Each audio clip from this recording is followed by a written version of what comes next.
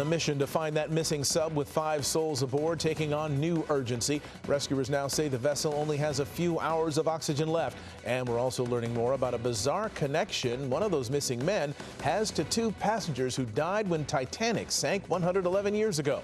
Eyewitness News reporter Michelle Fisher joining us now with what the rescue teams are saying tonight. Michelle.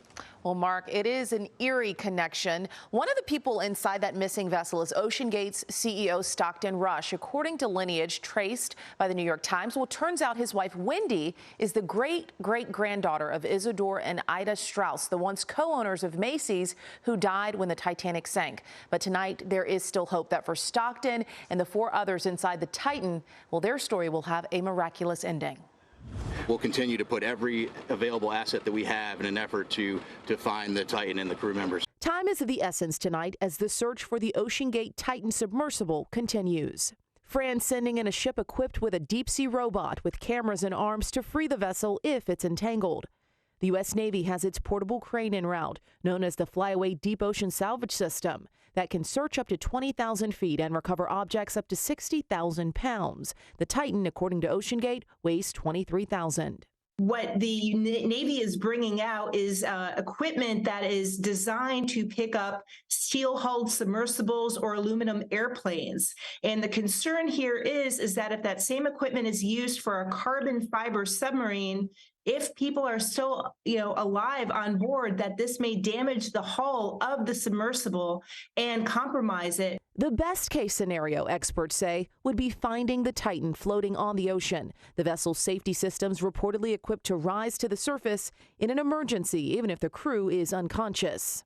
Finding them is the first step. They still have to get them on the ship, and they still have to unbolt them. So plug that into your clock.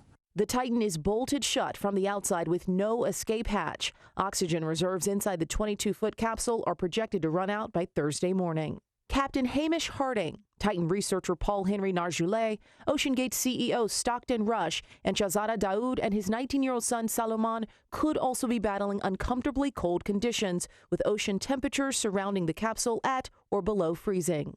Your body will start shivering to generate heat, and that will use up more oxygen. So that's not a good thing. Rescue crews now focusing their attention on the area where Canadian aircraft detected noises, described as banging sounds, on Tuesday and again Wednesday. That data was sent immediately to the Navy last night, and it was analyzed overnight. They're still looking at it, but I can tell you that it's inconclusive. What I can tell you is we're searching in the area where the noises were detected, and we'll continue to do so.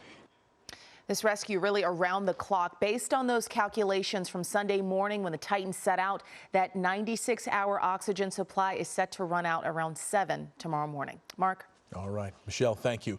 Hello, I'm Mark Brown. Get more great ABC7 content by clicking the subscribe button for our YouTube channel. And download the ABC7 Los Angeles streaming app on Fire TV, Android TV, Apple TV, and Roku to watch on your TV.